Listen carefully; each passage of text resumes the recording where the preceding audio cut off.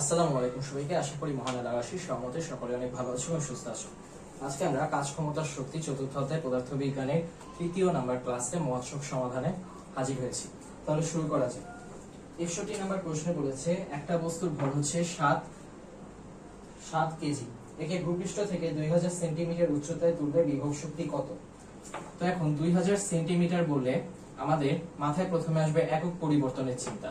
একক পরিবর্তন করলে এটাকে ১০০ দিয়ে ভাগ করলে যেটা আসবে সেটা আমরা নিব। ১০০ দিয়ে যদি ভাগ করা হয় তাহলে আসবে হচ্ছে ২০ মিটার। তাহলে এখন ২০ মিটার আর ৭ কেজি ২০ মিটার এবং 9.8, এই তিনটা গুণ করলে আমরা পেয়ে যাবো হচ্ছে mgh, এবং এটা হিসাব করলে যে মানটা আসবে সেটাই হবে আমাদের উত্তর। ওকে, তারপরেরটাই যাই। তাহলে আমাদের বেশিরভাগ প্রশ্ন এরকম সহজ প্রশ্ন আসবে, তবে অনেক ক্ষেত্রে প্রশ্নের মধ্যে একটা জিনিস দেওয়া থাকে, একটা ব্র্যাকেটের মধ্যে দেওয়া থাকে g = 10 metre per second square. তো এখন অনেক ক্ষেত্রে g মান আলাদা দিয়ে দিতে পারে, সেই ক্ষেত্রে আমাদেরকে এই মান ধরে হিসাব করতে হবে। এই খুঁটিনাটি সমস্যাগুলো, জিনিসগুলো আমাদের চোখ এড়িয়ে যায়, এটাই হচ্ছে সমস্যা। এরপরে ৬২, বস্তুর ভর বেশি হলে কোনটি বৃদ্ধিপ্রাপ্ত হয়? এখন বস্তুর ভর যদি বাড়ে তাহলে কি বাড়বে? যান্ত্রিক শক্তি। যান্ত্রিক শক্তিটা বলে আমরা কি বুঝি? দুটো জিনিস বুঝবো, একটা হচ্ছে ইকে আর একটা হচ্ছে ইপি। ইকে হচ্ছে হাফ mv², আর ইপি হচ্ছে mgh। দুই ক্ষেত্রেই দেখা যাচ্ছে যদি ভর বাড়ে তাহলে কি হবে? ইকে বাড়বে, ভর বাড়ে ইপি বাড়বে। তাইলে দুটাই যেহেতু বাড়বে, তাহলে আমরা যদি বলি ভর বাড়লে কি বাড়বে? গতি শক্তিও বাড়বে, আবার বিভব শক্তিও বাড়বে। আর গতি শক্তি আর বিভব শক্তি দুটো একসাথে কি? দুটো একসাথে হচ্ছে যান্ত্রিক শক্তি। দুটো একসাথে যান্ত্রিক শক্তি। তাহলে যদি ভর বাড়ানো হয় তাহলে কি বাড়বে? যান্ত্রিক শক্তি বৃদ্ধি পাবে।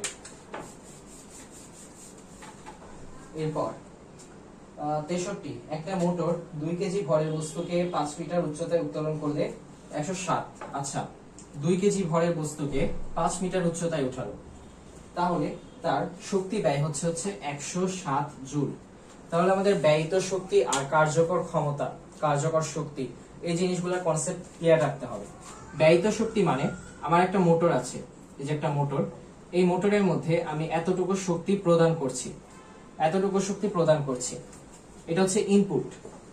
এই ইনপুটটা হচ্ছে আমার টোটাল প্রদত্ত শক্তি, প্রদত্ত শক্তি, যে শক্তিটা আমি প্রদান করলাম। এরপরে এই শক্তিটুকু, যতটুকু শক্তি দিলাম, সাপোজ আমি ৫ জুল শক্তি দিলাম, ৫ জুল শক্তি। তো এখন আমার যে শক্তিটুকু খরচ হবে, কতটুকু শক্তি খরচ হবে? আমি আমার এই মোটরে যতটুকু শক্তি দিব তার পুরোটাই খরচ হবে, পুরোটাই খরচ হবে। কিন্তু আমি শক্তি পাবো কতটুকু? শক্তি পাওয়া যাবে, দেখা যাবে 3 জুল। মাঝখান দিয়ে 2 জুল কি হচ্ছে? এই যে এই যন্ত্রের, সব যন্ত্র কিন্তু একরকম হয় না, কোনো না কোনো ত্রুটি থাকে। এই ত্রুটি থাকার কারণে দেখা যাচ্ছে এই 2 জুলটা হয়তো তাপ শক্তি, আলোক শক্তি বা শব্দ শক্তি, অন্য কোনো শক্তি হিসেবে রূপান্তরিত হয়ে গিয়েছে।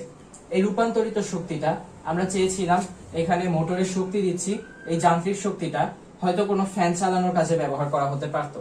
তাহলে তখন এখানে আমরা যে শক্তিটা দিচ্ছি ওই শক্তি থেকে এই ফ্যানের জন্য যান্ত্রিক শক্তিতে রূপান্তরিত করতে হতো। কিন্তু এই যান্ত্রিক শক্তি ফ্যানের জন্য রূপান্তরিত না করে দেখা গিয়েছে এই 2 জুলটা তড়িৎ শক্তি অথবা গতি শক্তি, তড়িৎ শক্তি, আলোক শক্তি, শব্দ শক্তি হিসেবে অপচয় হয়েছে। তাহলে আমরা যে 5 জুলটা ইনপুট দিলাম, এই ইনপুট দেওয়াটা হচ্ছে প্রদত্ত শক্তি, প্রদত্ত শক্তি, প্রদত্ত ক্ষমতা, অথবা এটাকে আমরা কি বলতে পারি? আরেকটা বলা যায় হচ্ছে ব্যয়িত শক্তি। প্রদত্ত ক্ষমতা, ব্যয়িত শক্তি। ক্ষমতা আসলে হচ্ছে ক্ষমতা, আর শক্তি থাকলে শক্তি। আর এরপর আউটপুট যেটা পাচ্ছি, আউটপুট কিন্তু সাধারণত বাস্তবে কখনো সমান হবে না, বাস্তবে কখনো সমান হবে না। কিন্তু যখন আমরা এইভাবে চিন্তা করব, যদি সমান হয়, সমান হইলে কি হতো? 5 জুল আসতো, তখন এখানে অপচয় হতো 0 জুল। কিন্তু এটা হবে না, বাস্তবে কখনোই হবে না। প্রত্যেকটা যন্ত্রে কোনো না কোনো ভাবে দেখা যাবে তাপ শক্তি হিসেবে, আলোক শক্তি হিসেবে বা শব্দ শক্তি হিসেবে কোনো না কোনো ভাবে অপচয় হবে। তাইলে এই যে আউটপুটটা আমি পাচ্ছি, অপচয় হওয়া বাদ দিয়ে আউটপুট পাচ্ছি হচ্ছে 3 জুল। এই 3 জুলটা হচ্ছে আমি কাজে লাগাতে পারবো, এই 3 জুল শক্তিটাই আমার ফ্যান চালানোর কাজে লাগবে। তাহলে এটা হচ্ছে আমার কার্যকর শক্তি, কার্যকর শক্তি। এরপরে এই 2 জুলটা হচ্ছে অপচয়কৃত শক্তি, অপচয়কৃত শক্তি, অপচয়কৃত শক্তি। এই ইনপুটের মানটা আমার উদ্দীপকে দেওয়া থাকার কথা, সাধারণভাবে উদ্দীপকে দেওয়া থাকে। কিন্তু এই কার্যকর শক্তিটা উদ্দীপকে দেওয়া থাকে না, এটা আমাকে সূত্র অ্যাপ্লাই করে বের করে নিতে হয়। এই এমজিএইচটা হচ্ছে কার্যকর শক্তির সূত্র। তো অনেক গাইডে দেখা যায়, বিশেষ করে রয়্যালের মধ্যে কয়েকটা পাওয়া গিয়েছে, এই কার্যকর শক্তি আর ব্যয়িত শক্তিকে এক ধরে নিয়েছে, কিন্তু এটা কিন্তু এক না। আমরা বুঝতেই পারলাম, কমন সেন্স দিয়ে চিন্তা করো যে ব্যয়িত শক্তি বলতে কি বোঝায়, যে পুরো শক্তিটা ব্যয় হচ্ছে, যে শক্তিটুকু আমি প্রদান করছি সেই পুরোটাই তো ব্যয় হচ্ছে, কিন্তু এই ফ্যান চালানোর সময় দেখা যাবে কিছু শক্তি এই অপচয় হবে আর বাকিটুকু হচ্ছে কাজ করবে। এটা হচ্ছে কার্যকর শক্তি। তো এটাই হচ্ছে কনসেপ্ট আমার। তো এখন এটা দিয়ে আমি চিন্তা করব, এটা হচ্ছে এমজিএইচ। এভাবে হিসাব করলে এটা আসবে, এমজিএইচ কার জন্য? কার্যকর শক্তি। আর এটা কি? এটা হচ্ছে আমার প্রদত্ত শক্তি, প্রদত্ত শক্তি বা ব্যয়িত শক্তি। তাইলে এটা হচ্ছে এমজিএইচ, এমজিএইচ হবে হচ্ছে 2 টাইমস এইচ হচ্ছে 5 আর জি হচ্ছে 9.8। তাইলে 5 দুগুণ হচ্ছে 10 আর এটা হচ্ছে 98। তাহলে 98 আসলো, আর 98 এর সাথে এই 107 বিয়োগ 98, এটা হচ্ছে আমার অপচয়কৃত শক্তি। এই প্রদত্ত শক্তি থেকে আমি এই যে যতটুকু পাচ্ছি কার্যকর শক্তি, এটা বিয়োগ করার পর যে মানটা আসবে এটাই হচ্ছে আমার অপচয়কৃত শক্তি, 9 জুল। এই 9 জুল এখানে অপচয় হচ্ছে। তাহলে এই কনসেপ্ট যদি আমরা বুঝতে পারি, তাহলে আমাদের কাজ ক্ষমতা শক্তি অধ্যায়ের 90% কমপ্লিট। এটা মোটেও বাড়িয়ে বলা না, আমাদের মূল অঙ্কগুলো যেগুলো থাকে এখান থেকেই আসে। যদি আমি এই যে মেশিনের হিসাবটা করি, শক্তি, কার্যকর শক্তি, প্রদত্ত শক্তি, ব্যয়িত শক্তি, এটা হচ্ছে একটা বেসিক। আর একটা হচ্ছে আরেক টাইপের জিনিস আসে যেটা হচ্ছে উচ্চতা নিয়ে, যে এত উচ্চতায় বিভব শক্তি কত, এত উচ্চতায় গতি শক্তি কত। এই দুটো যদি আমরা পারি তাহলে আমাদের কাজ ক্ষমতা শক্তি অধ্যায় সৃজনশীল এমসিকিউ যেটার কথাই বলি না কেন, মোটামুটি আমরা 100% নাম্বারই কনফার্ম করে ফেলতে পারি। তাহলে এর পরেরটা দেখি আমরা, এর পরেরটাই বলেছে নিচে কোনটা নবায়নযোগ্য শক্তি। নবায়নযোগ্য শক্তি মানে হচ্ছে এই যে জলবিদ্যুৎ, আমরা সবাই জানি জলবিদ্যুৎ যেটা আছে এটা হচ্ছে নবায়নযোগ্য শক্তি। এরপর পৃথিবীর পুরো শক্তির কত অংশ নবায়নযোগ্য শক্তি, এটা হচ্ছে 1/5 অর্থাৎ 5 ভাগের 1 ভাগ। এটা আমাদের পাঠ্য বইয়ের 110 নাম্বার পেজে দেওয়া আছে, 110 নাম্বার পৃষ্ঠায় দেওয়া আছে। যে পৃথিবীর টোটাল যে শক্তি আছে তার 5 ভাগের 4 ভাগ হচ্ছে অনবায়নযোগ্য, অর্থাৎ এগুলোকে ব্যবহার করার পরে আর ব্যবহার করা যাবে না, ফুরিয়ে যাবে একবার ব্যবহার করলে, যেমন জীবাশ্ম জ্বালানি। কিন্তু এই 5 ভাগের 1 ভাগ শক্তি যতটুকু আছে অনেক কম, কিন্তু আবার বেশিও, বলা যায় বেশি। কারণ কি, আমাদের এই 5 ভাগের 4 ভাগ এর বাদ দিয়ে এই 5 ভাগের 1 ভাগটা যদি আমরা সঠিকভাবে ব্যবহার করতে পারি তাহলে কিন্তু পরিবেশকে অনেকখানি বাঁচানো যাবে। তাহলে এই 5 ভাগের 1 ভাগ হচ্ছে নবায়নযোগ্য শক্তি আর 5 ভাগের 4 ভাগ হচ্ছে অনবায়নযোগ্য শক্তি। এটা আমাদের 110 নাম্বার পাতায় দেওয়া আছে, বইয়ে দেখে নিতে পারি। ওকে, তারপরে আমরা যাই কোনটি অনবায়নযোগ্য শক্তি। নিউক্লিয়ার শক্তি হচ্ছে অনবায়নযোগ্য শক্তি। তাহলে আমরা নবায়নযোগ্য শক্তি আর অনবায়নযোগ্য শক্তি এই কয়টা মনে রাখলে এমসিকিউ উত্তর করা সহজ হয়ে যাবে। যেমন জলবিদ্যুৎ, বায়োগ্যাস, সৌরশক্তি, বায়ুশক্তি, জিওথার্মাল, আমরা প্রত্যেকটার কথাই জানি এগুলো হচ্ছে নবায়নযোগ্য শক্তি, একবার ব্যবহার করার পরেও আবার ব্যবহার করা যাবে। আর অনবায়নযোগ্য হচ্ছে তেল, গ্যাস, কয়লা অর্থাৎ ফসিল ফুয়েল যেগুলোকে বলা হয়, জীবাশ্ম জ্বালানি, এগুলো হচ্ছে অনবায়নযোগ্য শক্তি। অনবায়নযোগ্য শক্তি আর এই জিনিসগুলা একবার ব্যবহার করার পরে ফুরিয়ে যাবে, আর ব্যবহার করা যাবে না। এবং এর সাথে আছে নিউক্লিয়ার শক্তি, এটাও একবারই ব্যবহার করা যায়। ওকে, আর নবায়নযোগ্য শক্তির যে সুবিধা, এই সুবিধাটা হচ্ছে এটার পরিবেশের উপর ক্ষতিকর প্রভাবটা অনেক কম অনবায়নযোগ্য শক্তির তুলনায়। এরপরে প্রশ্ন দেখি, নিচে কোনটা নবায়নযোগ্য শক্তি নয়। প্রাকৃতিক গ্যাসের প্রধান উপাদান, প্রাকৃতিক গ্যাসের প্রধান উপাদান হচ্ছে মিথেন। মিথেন হচ্ছে CH4। প্রাকৃতিক গ্যাসের প্রায় 80%ই থাকে হচ্ছে এই মিথেন। ওকে, তারপরে দেখি নিচে কোনটা জীবাশ্ম জ্বালানি নয়। এই যে বায়োগ্যাস, বায়োগ্যাস হচ্ছে নবায়নযোগ্য শক্তি, এই বায়োগ্যাস কোনো জীবাশ্ম জ্বালানি না। আচ্ছা, তারপরে আর কি আছে, পরিবেশ দূষণের হাত থেকে দেশকে বাঁচানোর অন্যতম উপায় কি। এই নবায়নযোগ্য শক্তি মাত্র বললাম পরিবেশের উপর কার প্রভাবটা তুলনামূলক কম, ক্ষতিকর প্রভাবটা। নবায়নযোগ্য শক্তি ক্ষতিকর প্রভাবটা অনেক কম, তুলনামূলকভাবে অনেক কম। তো এই নবায়নযোগ্য শক্তি যদি আমরা ব্যবহার করি তাহলে আমাদের দেশের যে পরিবেশটা, পৃথিবীর পরিবেশ, এটাকে অনেকভাবে বাঁচানো সম্ভব। এরপর গাড়ির ইঞ্জিনের শক্তি রূপান্তরের ক্ষেত্রে কোনটা সঠিক। তো গাড়িতে আমরা দেখি যে তেল, ডিজেল, মোবিল এরকম নানা ধরনের জিনিস আমাদের যানবাহনের ক্ষেত্রে ব্যবহার করা হয়। তো এই যে আমাদের তেল বা এই জ্বালানিটা যে ব্যবহার করা হচ্ছে, এই জ্বালানিটা হচ্ছে রাসায়নিক শক্তি। এই জ্বালানির মধ্যে কি থাকে, এই যে রাসায়নিক শক্তি। এই জ্বালানির যে রাসায়নিক শক্তিটা ইঞ্জিনে যাওয়ার পরে, এই যে ইঞ্জিনে গেল, এই ইঞ্জিনে যখন আমরা তেল দিচ্ছি, ইঞ্জিনে তেলটা যাচ্ছে, যাওয়ার পর কি হচ্ছে, গাড়িটা চলছে। তো এখন এই যে একটা যন্ত্র চলছে, যন্ত্র কাজ করছে, এই যন্ত্রের কাজ করাটা কি শক্তি? যান্ত্রিক শক্তি। যন্ত্র যখন কাজ করছে তখন কোন শক্তিটা আসছে রূপান্তরিত হয়ে? সেটা হচ্ছে যান্ত্রিক শক্তি। আর কোত্থেকে আসছে? এই যে গাড়ির তেল ছিল, এই তেল রাসায়নিক শক্তি, এটা থেকে ইঞ্জিন আসার পরে যান্ত্রিক শক্তিতে রূপান্তরিত হচ্ছে। তাইলে গাড়ির ইঞ্জিনের ক্ষেত্রে শক্তির রূপান্তরটা হচ্ছে রাসায়নিক শক্তি থেকে যান্ত্রিক শক্তি। এরপর আমাদের বাসায় রান্না করার জন্য যে গ্যাস ব্যবহার করা হয় সেখানে শক্তির কি রকম রূপান্তর ঘটে? তো আমাদের বাসায় যে গ্যাসটা ব্যবহার করা হয় প্রাকৃতিক গ্যাসের মধ্যে প্রায় আমাদের দেশের ক্ষেত্রে এটা 99%ই হচ্ছে মিথেন গ্যাস। তাহলে এখানে কি হচ্ছে, মিথেনকে যখন আমরা,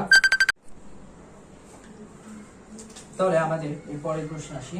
এই পরের প্রশ্নটা বলেছিল হচ্ছে আমাদের বাসায় রান্না করার জন্য যে গ্যাস ব্যবহার করা হয় সেখানে শক্তি রূপান্তরের ক্ষেত্রে কোনটি সঠিক? আমাদের বাসায় রান্না করার জন্য যে গ্যাস ব্যবহার করা হয় সেটা হচ্ছে প্রাকৃতিক গ্যাস। এই প্রাকৃতিক গ্যাসের প্রায় 99% বাংলাদেশের ক্ষেত্রে এটা হচ্ছে মিথেন। তো এই মিথেনটা তখন কি করা হয়, চুলায় যখন আমরা আগুন জ্বালাচ্ছি, এই আগুন জ্বালানোর ফলে দেখা যাচ্ছে সেখানে একটা দহন বিক্রিয়া করছে। দহন বিক্রিয়া করছে কিভাবে? এই মিথেনটা যখন অক্সিজেনের সংস্পর্শে আসবে তখন উৎপন্ন হবে হচ্ছে কার্বন ডাই অক্সাইড আর H2O। তো এখন এই কার্বন ডাই অক্সাইডটা যে উৎপন্ন হচ্ছে, এই কার্বন ডাই অক্সাইডটা উৎপন্ন হচ্ছে মিথেনের দহনের ফলে। আর এই দহনের ফলে কার্বন ডাই অক্সাইড আর H2O এর সাথে প্রচুর তাপ শক্তি উৎপন্ন হচ্ছে। তাইলে এখন আমরা দেখতে পাচ্ছি এখানে এই মিথেনটা কি প্রাকৃতিক গ্যাসের মধ্যে আছে। আর প্রাকৃতিক গ্যাস হচ্ছে এক ধরনের যে জ্বালানি, এই জ্বালানিটা হচ্ছে এক ধরনের রাসায়নিক শক্তি। জ্বালানির মধ্যে যে শক্তিটা জমা থাকে সেটা হচ্ছে রাসায়নিক শক্তি। তাহলে আমরা দেখতে পাচ্ছি যে এই রাসায়নিক শক্তি থেকে কি আসছে? তাপ শক্তি আসছে। কিসের মাধ্যমে? এই যে আমরা চুলায় যে আগুন জ্বালাচ্ছি, এই আগুনের মধ্যে দেখা যাচ্ছে অক্সিজেনটা এই গ্যাসের সংস্পর্শে আসার ফলে দহন বিক্রিয়া ঘটছে, আর এর ফলে কার্বন ডাই অক্সাইড, পানি আর প্রচুর তাপ শক্তি উৎপন্ন হচ্ছে। আর তারপর স্পিকার মাইক্রোফোনে তড়িৎ সংকেতকে কোন শক্তিতে রূপান্তরিত করে? এই যে একটা স্পিকার, এখানে একটা মাইক্রোফোন আছে। প্রথমে মাইক্রোফোনের মধ্যে কেউ একজন কথা বললো, এই কথাটা গেল, যাওয়ার পরে এই যে মাইক্রোফোন থেকে এভাবে করে কি হচ্ছে, শব্দটা কি হচ্ছে, প্রথমে আমরা যে শব্দটা দিলাম, ইনপুট দিলাম মাইক্রোফোনের মধ্যে, সেটা কিভাবে গেল? একটা সংকেত হিসেবে গেল, বৈদ্যুতিক সংকেত বা তড়িৎ সংকেত হিসেবে এই লাইনের মধ্যে দিয়ে যাচ্ছে। তড়িৎ সংকেতটা এই লাইনের মধ্যে দিয়ে যাওয়ার পরে এখানে যে স্পিকার থাকবে, এই স্পিকারের মধ্যে আসবে। এই স্পিকারের মধ্যে আসার পরে এই স্পিকার থেকে আবার কি বের হবে? এই তড়িৎ শক্তিটা তখন শব্দ শক্তি হিসেবে বের হবে। তাহলে আমরা প্রথমে দেখি, প্রথমে আমাদের শব্দ শক্তিটা মাইকের মধ্যে যাচ্ছে, মাইকের মধ্যে যাওয়ার পরে সেটা তড়িৎ শক্তিতে রূপান্তরিত হচ্ছে। এই তড়িৎ শক্তি আবার যখন এই স্পিকারের মধ্যে গিয়ে তড়িৎ শক্তিতে রূপান্তরিত হয়েছে, এরপর স্পিকার থেকে তড়িৎ শক্তিটা যাচ্ছে মাইকে যাওয়ার পরে আবার কি হচ্ছে? এই তড়িৎ শক্তি শব্দ শক্তিতে রূপান্তরিত হচ্ছে। তাহলে প্রথমে শব্দ শক্তি ছিল, তড়িৎ শক্তি হয়েছে, আবার এই তড়িৎ শক্তি গিয়ে শব্দ শক্তি হয়েছে। ওকে, তাহলে এটাও গেল। এরপরে হাত পাখা দিয়ে বাতাস করলে কোনো ব্যক্তির ক্ষেত্রে কি হয়?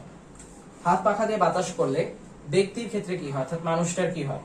একটা মানুষ ভাত খাচ্ছে, ভাত খাওয়ার ফলে তার কি হচ্ছে? ভাত খাওয়ার ফলে তার পেটে হচ্ছে, এই যে পেটে ভাত যাচ্ছে, যে এই ভাত না খেলে কি হয়? দেখা যায় কাউকে দেখে মনে হচ্ছে অনেক দুর্বল, দেখে বললো মানুষ যে তুই কি ভাত খাস নাই? ভাত না খাওয়ার কারণেই তাকে দুর্বল দেখাচ্ছে। তাহলে ভাত খেলে আমাদের কি আসে?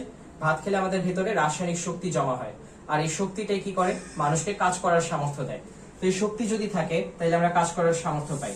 তাহলে এই ভাত খাওয়ার ফলে আমাদের মধ্যে কি আসে? ভাত খাওয়ার ফলে আসে হচ্ছে রাসায়নিক শক্তি। আর এই রাসায়নিক শক্তিটা আমরা যখন কোনো কাজ করব, কিসে রূপান্তরিত হবে? আমরা হাতে যখন ঘুষি দিচ্ছি, এই যে রাসায়নিক শক্তিটা আছে, এটা তখন যান্ত্রিক শক্তিতে রূপান্তরিত হচ্ছে। মার্কার দিয়ে যেভাবে আঁকিবুকি করছি, তখন কি হচ্ছে? রাসায়নিক শক্তি যান্ত্রিক শক্তিতে রূপান্তরিত হচ্ছে। যান্ত্রিক শক্তি কার জন্য? কোন যন্ত্রের কাজের জন্য।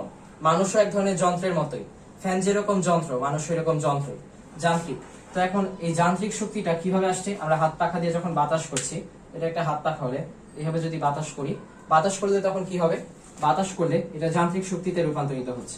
কোনটা? এই যে আমার ভাত খাওয়ার ফলে যে শক্তি এসেছে, রাসায়নিক শক্তি, এই রাসায়নিক শক্তিটাই কি হচ্ছে? পাখা দিয়ে বাতাস করার সময় এই রাসায়নিক শক্তিটা আমার হাতের মাধ্যমে ব্যক্তির ক্ষেত্রে কি হচ্ছে? যান্ত্রিক শক্তিতে রূপান্তরিত হচ্ছে। আচ্ছা, এরপর পারমাণবিক শক্তির ধ্বংসলীলা, পারমাণবিক শক্তির ধ্বংসলীলা কোন শক্তির রূপান্তর ব্যতীত আর কিছুই নয়, এটা হবে নিউক্লিয় শক্তি। অনেকেই পারমাণবিক শক্তি বলবে, কিন্তু পারমাণবিক শক্তি না, এটা হচ্ছে নিউক্লিয় শক্তি। শক্তির নামটাই নিউক্লিয় শক্তি। তো এখন এই নিউক্লিয় শক্তিটা হচ্ছে ফিশন থেকে। ইউরেনিয়াম আছে, যে এই ইউরেনিয়ামের আইসোটোপের মধ্যে যখন আমরা একটা এই যে নিউট্রন আছে, এই নিউট্রনটা চালনা করি, এই নিউট্রন চালনা করার পরে দেখা যায় যে ফিশন বিক্রিয়া করছে, এবং এইটা হচ্ছে নিউক্লিয়ার বিক্রিয়া। নিউক্লিয়ার বিক্রিয়ার মাধ্যমে দেখা যায় যে প্রচুর শব্দ শক্তি, তাপ শক্তি এবং আলোক শক্তি, কল্পনার অতীত এত পরিমাণ শক্তি উৎপন্ন হয়। এই বিক্রিয়াটা আমাদের বইয়ের মধ্যেই লেখা আছে, আলাদা করে আর দেখাচ্ছি না, আর সময়ও কম। তো এখন আমাদের মধ্যে অনেকেরই কনফিউশন থাকে যে ফিশন আর ফিউশন কি। ফিশন হচ্ছে বড় থেকে যখন ছোট হয়, অর্থাৎ একটা জিনিস ভেঙে তিনটা হচ্ছে। আর ফিউশন হচ্ছে বড় কিছু থেকে, ছোট কিছু থেকে একসাথে মিলে বড় একটা জিনিস হয়। তো ছোটগুলা জুড়ে একটা হচ্ছে এটা ফিউশন, আর বড় থেকে ভেঙে আলাদা আলাদা হয়ে যাচ্ছে, অর্থাৎ বড় থেকে আলাদা আলাদা ছোট ছোট কয়েকটা হচ্ছে, এটা হচ্ছে ফিশন। ওকে, তো এখন এই বিক্রিয়ার মধ্যে, নিউক্লিয়ার বিক্রিয়ার মধ্যে দেখা যায় যে শব্দ, তাপ, আলো প্রচুর পরিমাণে উৎপন্ন হয়। আর এই উৎপন্ন হওয়ার প্রক্রিয়াটা ঘটে হচ্ছে একটা বিস্ফোরণের মাধ্যমে। এই যে নিউক্লিয় পারমাণবিক বোমা যেগুলোকে আমরা দেখি, এই বোমা বিস্ফোরণ হচ্ছে, যে এটাও কিন্তু একটা নিউক্লিয়ার, এই বিক্রিয়াটা নিউক্লিয়ার বিক্রিয়ার মাধ্যমেই হচ্ছে। আর এটা হচ্ছে এই নিউক্লিয়ার শক্তি। তো এখন আমরা যেটা দেখি, এই নিউক্লিয়ার শক্তির মাধ্যমেই কিন্তু ওই হিরোশিমা, নাগাসাকি এরকম জায়গায় যে ধ্বংসলীলাগুলো হয়েছে, এই নিউক্লিয়ার শক্তির মাধ্যমে এগুলো হয়েছে। মানে এটাতে পৃথিবীর অর্ধেক পৃথিবী উড়িয়ে দেওয়া যায় নিউক্লিয়ার শক্তি দিয়ে, যদি যথেষ্ট পরিমাণ নিউক্লিয়ার শক্তি পাওয়া যায়। ভয়ঙ্কর ব্যাপার আসলে। তারপরে 77 হচ্ছে ইউরেনিয়ামের অর্ধায়ু কত? এটা হচ্ছে 704 মিলিয়ন বছর। 704 মিলিয়ন বছর, এটা আমাদের বইয়ের মধ্যেই আছে, 117 নম্বর পেজে আমরা পাবো। 117 নম্বর পেজে পরীক্ষায় এই ধরনের তথ্যগুলো আসলে মুখস্থ রাখার বিষয়। 104 মিলিয়ন বছর যে ইউরেনিয়ামের অর্ধায়ু, তো এই ধরনের তথ্যগুলো আমাদেরকে মাথার মধ্যে গেঁথে রাখতে হবে। 1 কেজি বস্তুকে যদি সম্পূর্ণরূপে শক্তিতে রূপান্তরিত করা হয়, তাহলে কত কিলোওয়াট আওয়ার শক্তি উৎপন্ন হবে? তাহলে আমাদের এম দেওয়া আছে হচ্ছে 1 কেজি। আইনস্টাইনের সূত্র থেকে জানি E = mc², তাহলে এটা হবে 1 কেজি। আর c হচ্ছে আলোর বেগ, আলোর বেগ হচ্ছে 3 টাইমস 10⁸ স্কয়ার, তাহলে আসবে হচ্ছে 9 টাইমস 10⁻, 8 দুগুণে হচ্ছে 16, 10⁻60। তাহলে এটা হচ্ছে আমাদের উত্তর। এখন এখানে কিলোওয়াট আওয়ারে দেওয়া, এটা হচ্ছে আমার এসেছে কত? এটা হচ্ছে জুলে এসেছে, জুল। তাইলে এখন আমি যদি কিলোওয়াট আওয়ারের হিসাব করতে যাই, কিলোওয়াট আওয়ারের হিসাব করতে যাই, তাহলে কিভাবে করব? এখন আমার জুল মানে হচ্ছে ওয়াট সেকেন্ড। ওয়াট সেকেন্ড হচ্ছে জুলের একক, তাই না? কারণ জুল হচ্ছে জুল পার সেকেন্ড হচ্ছে ওয়াট ছিল, ওয়াট ছিল হচ্ছে জুল পার সেকেন্ড। তাহলে আমি যদি জুল করতে যাই, তাহলে এটা ওয়াট সেকেন্ড হয়ে যাবে, কারণ এই যে এটা হচ্ছে জুল পার সেকেন্ড ছিল, তাহলে শুধু জুলে প্রকাশ করতে চাইলে এটা ওয়াট গুণ সেকেন্ড হয়ে যাবে। ওয়াটের সাথে সেকেন্ড গুণ করলে আমরা এই জুলটা পাচ্ছি। তাইলে এখন ওয়াট হচ্ছে জুল সেকেন্ড, তাহলে আমার কিলোওয়াট আওয়ারে নিতে হবে। আওয়ারে নিতে হলে এই জুল সেকেন্ডের সাথে আমাকে কি করতে হবে? 3600 গুণ করতে হবে, কারণ আমরা জানি 1 ঘন্টা হচ্ছে 3600 সেকেন্ড। তাহলে এটা গুণ করলে আমি পাবো হচ্ছে আওয়ার। এটা হচ্ছে 1 ঘন্টার ক্ষেত্রে। এরপরে কিলোর জন্য আমাকে কি করতে হবে? 1000 দিয়ে ভাগ দিতে হবে, 1000 দিয়ে ভাগ দিতে হবে। 1000 দিয়ে ভাগ দেওয়ার ক্ষেত্রে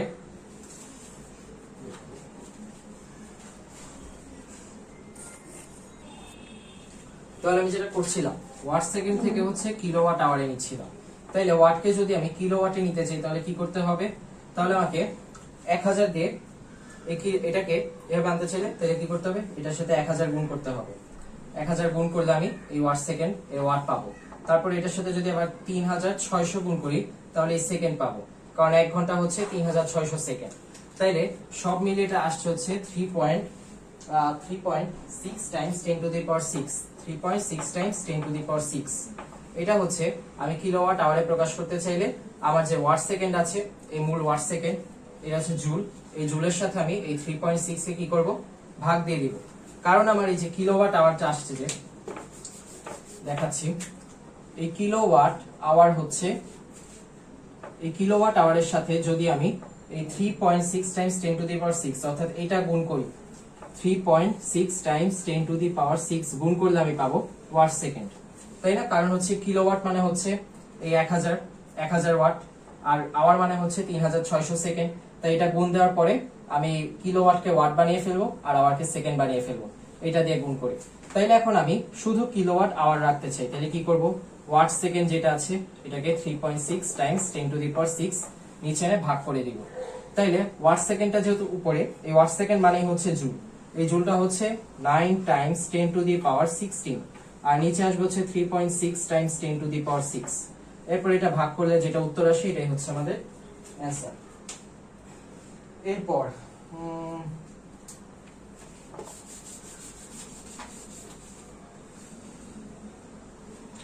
আসি নিউক্লিয় বিক্রিয়ার ভর শক্তি সমীকরণ কোনটি? আইনস্টাইনের সেই বিখ্যাত সমীকরণ E=mc²। এরপর প্রকৃতিতে ইউরেনিয়ামের পরিমাণ কত? এটা মুখস্থ বিদ্যা 0.7%। আর এটা বই কত নম্বর পেজে আছে? এটা আছে হচ্ছে 117 নম্বর পেজে, 117। এরপর ইউরেনিয়ামের সাথে নির্দিষ্ট শক্তি নিউট্রনের বিক্রিয়া কি? ফিশন বিক্রিয়া। তো এখন যেহেতু চলেই আসছে বিক্রিয়াটা লিখে দিই। ইউ এরপর হচ্ছে 292 সম্ভবত 235 আর নিচে হচ্ছে 92। এরপর এটার সাথে হচ্ছে আমি একটা নিউট্রনের ভর সংখ্যা হচ্ছে 1, এটা থেকে আমি পাবো ক্রিপ্টন, তারপর হচ্ছে বেরিয়াম,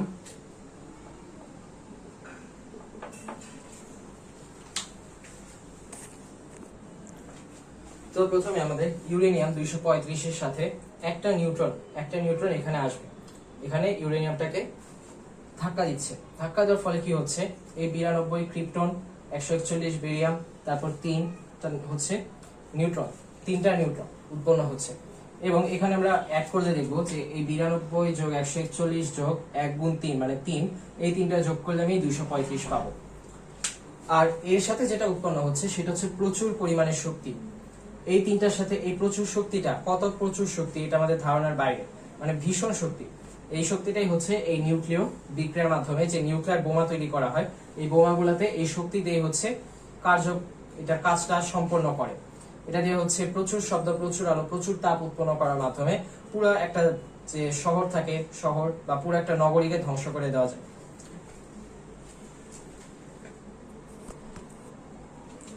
এরপরে কাজ সম্পাদনকারী কোনো ব্যক্তি বা উৎসের কাজ করার হারকে কি বলে?